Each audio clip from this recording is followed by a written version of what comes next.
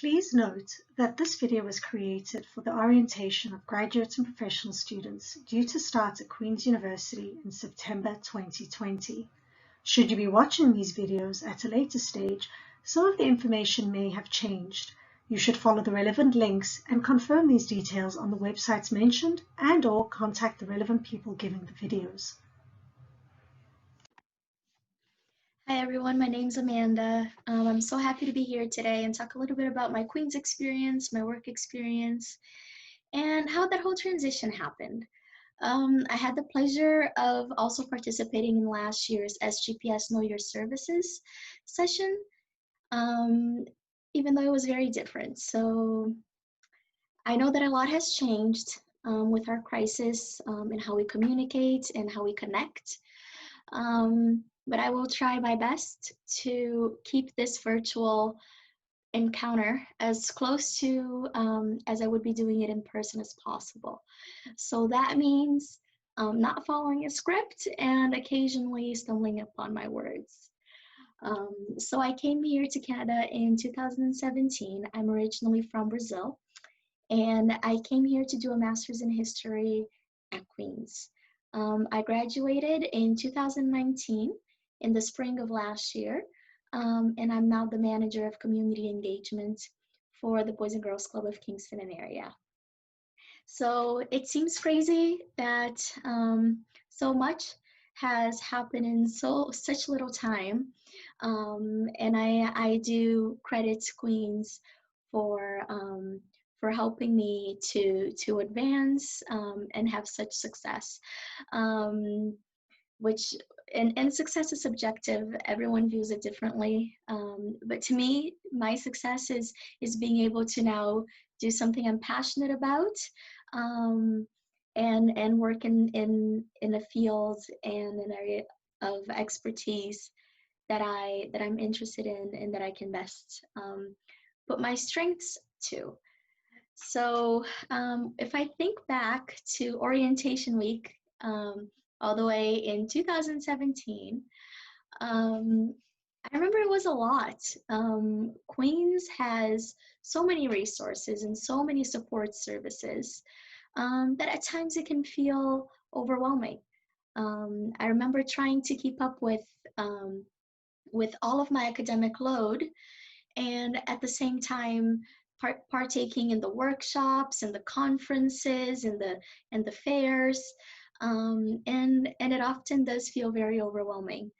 And I remember that one of the things that really helped me through this process was, well, first trying to organize a schedule and know that we can't be everywhere at the same time, but also know that a lot of these events taking place and a lot of these opportunities really are valuable and really do help you to sort of plan out where you want to be, or think about the possibilities of where you might end up a year from now or a few years from now. So in that first week of orientation, I remember doing a Expanding Horizons workshop on career prospects and how you plan out your career. And even though it was so long ago, I remember that kind of planted the seed into thinking about how I would like to turn my study and my program at Queen's and into my experience after Queen's.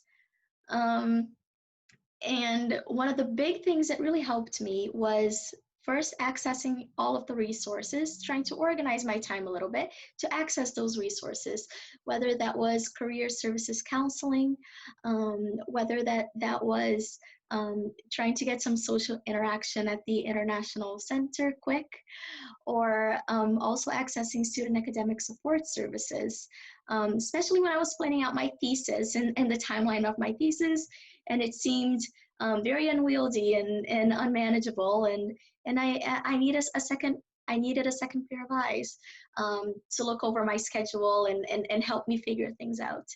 So know that Queen's has many of the resources, and sometimes it does feel very, very overwhelming. But having them there and being able to access them really has a very valuable impact in what we do after Queens. The second thing that I think really helped me, and it was through those interactions and accessing those services, is to see that what we do at Queens doesn't necessarily determine what we want to do after Queens. So I did a master's in history, and my thesis was on the medicalization of hunger. So I'm very, very passionate about food security and nutrition issues. But I'm also very passionate about the nonprofit sector, the charities, and working in the nonprofit sector here in Kingston. So I was able to use a little bit of that passion into doing some volunteering for Loving Spoonful while I was at Queens.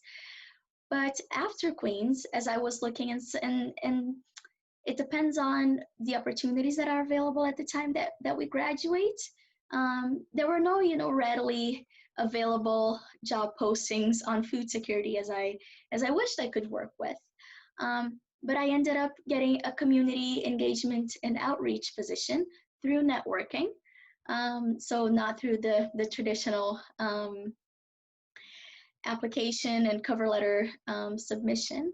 Which I think says a lot about how we're able to demonstrate our skills and use our network to demonstrate those skills and to voice our interests. And it's what's got me to where I am today. I initially had a coordinator position back in 2017 when I was hired, and I was able to grow into that role and now be a manager. And I feel a lot of that has ensued because through Queens I was able to find my strengths and to not only be able to develop those strengths, but communicate those strengths. So when either we're job searching and in those moments that are unsettling and trying to find a job, I went through 3 months of nerve-wracking job searching, and whether it's in that moment or whether it's when we finally land the job, it's showing the kind of work that we're able to do, and we do that through knowing our skills and through practice. So if that's a career services counseling session where we're mocking an interview and practicing talking about ourselves, or whether that's just talking to our professors and figuring out our fields of interests and where we might want to go.